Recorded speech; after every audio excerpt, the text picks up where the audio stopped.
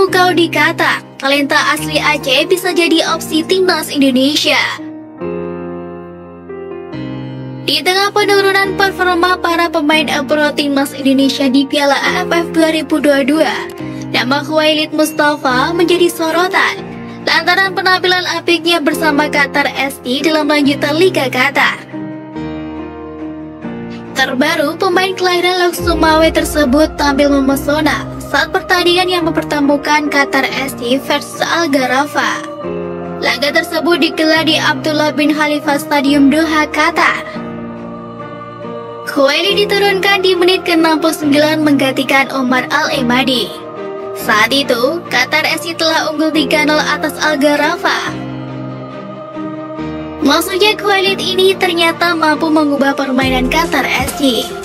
Pemain berdarah Indonesia ini berkontribusi dalam terciptanya gol keempat yang dilesakan oleh Bastar Hasan di menit ke-70. Meski tidak mencetak gol, ia cukup puas bisa membantu timnya meraih kemenangan telak. Diketahui, Khuwailid bersama keluarganya telah pindah ke Qatar sejak usia 6 tahun. Malang melintang mengembangkan bakatnya di Qatar sejak usia muda. Khuwailid meraih gelar juara Liga Qatar U23 bersama Al Duhail U23 pada musim 2018-2019. Dia pun dipromosikan ke tim utama di musim 2019-2020. Khuwailid tercatat menjadi bagian skuad Al Duhail yang meraih gelar juara Liga Qatar 2019-2020. Di musim 2020-2021, Khuwailid mendapat lebih banyak kesempatan dengan tampil 2 kali di Piala Qatar. Setelah itu dia pindah ke Qatar SC hingga musim ini kembali tampil impresif. Dengan penampilannya yang konsisten tersebut, Khuwailid layak mendapatkan panggilan timnas Indonesia ke depannya. Sebab Sintayong membutuhkan para pemain yang memiliki kualitas dan pengalaman di skuad Garuda untuk mengarungi beberapa event bergengsi tahun ini.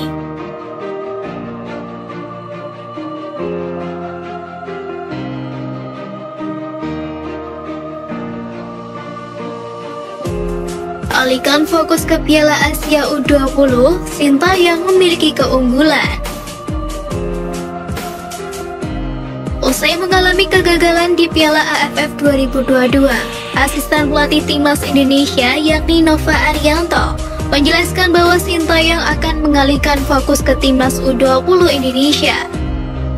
Sebab timnas U20 Indonesia dihadapkan agenda bergengsi yakni Piala Asia U20 2023. Jadwal pertandingan timnas Indonesia U20 di Piala Asia U20 2023 sendiri telah resmi dirilis. Diketahui, skuad Garuda Nusantara berada dalam grup A pada pengundian babak penyisihan Piala Asia U20 2023 di Tashkent, Uzbekistan pada 26 Oktober lalu. Timnas Indonesia U20 tergabung di grup A Piala Asia U20 2023 bersama tuan rumah Uzbekistan, Irak, dan Suriah.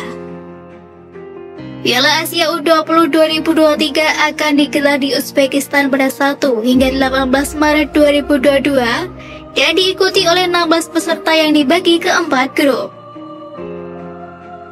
Pada partai pertama, Marcelino dan kawan-kawan akan berhadapan dengan Irak di Lokomotif Stadium Tashkent pada 1 Maret 2023. Setelah menghadapi Irak, timnas U20 bersua Suriah di stadion yang sama pada 4 Maret 2023. Adapun partai terakhir, timnas Indonesia U20 akan berhadapan dengan Uzbekistan di Istiqlal Stadium 7 Maret 2023. Secara kualitas, timnas Indonesia U20 tidak kalah kelas daripada Uzbekistan yang seharusnya diuntungkan dengan faktor tuan rumah Irak maupun Suriah. Timnas Indonesia U20 malah cukup beruntung tergabung di grup A Piala Asia U20 2023. Definisi grup neraka terdapat di grup B ketika Vietnam dikepung raksasa Asia yaitu Qatar, Australia, dan juga Iran. Sementara itu grup C, 3 tim Timur Tengah yaitu Tajikistan, Yordania, dan Oman akan mencoba bersaing dengan Korea Selatan, kampion terbanyak Piala Asia U20 dengan 12 gelar. Timnas U20 Indonesia sendiri akan mendapatkan amunisi baru di ajang 4 tahunan tersebut.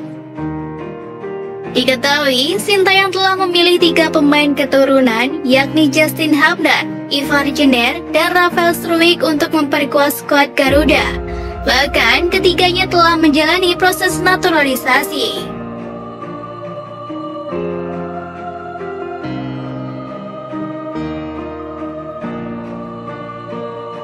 Faktor timnas senior Indonesia bakal perform di Piala Asia 2023. Pertama, memiliki persiapan matang. Persiapan di Piala AFF 2022 tak begitu matang karena berbagai masalah. Meskipun timnas Indonesia menjalani pemusatan latihan selama sebulan sebelum turnamen, namun mereka tidak melakoni partai uji coba. Selain itu, terhentinya liga selama 2 bulan akibat tragedi Kanjuruhan juga memberi pengaruh. Di Piala Asia 2023 nanti, persiapan diharapkan lebih matang dengan adanya FIFA Matchday pada Maret 2023.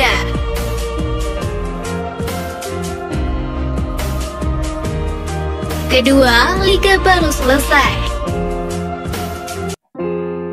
Berkaitan dengan persiapan, timnas Indonesia bermain di Piala AFF 2022 tanpa adanya liga yang bergulir selama 2 bulan.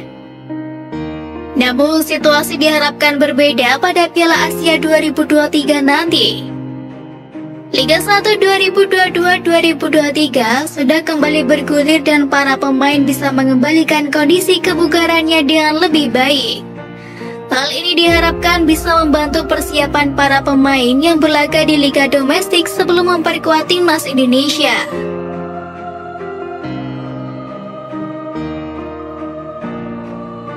Ketiga, para pemain keturunan siap tampil. Di Piala AFF 2022, para pemain naturalisasi yang diharapkan menjadi andalan seperti Elkan Bagot dan juga Sandy Walsh gagal tampil. Mereka tidak mendapatkan restu dari klub masing-masing karena Piala AFF 2022 bukanlah agenda dari FIFA. Berbeda halnya dengan Piala Asia 2023 yang akan dilaksanakan di tengah pergantian musim kompetisi. Klub-klub tersebut tidak boleh menahan para pemain yang hendak membela negaranya. Selain itu, para pemain naturalisasi lain seperti Justin Hubner, Saint Patinama, dan Ivar Jenner pun berpotensi menjadi bagian dari skuad asuhan Sintayong. Bahkan, bomber tajam yakni Dimas Derajat siap tampil setelah sebelumnya sempat mengalami cedera.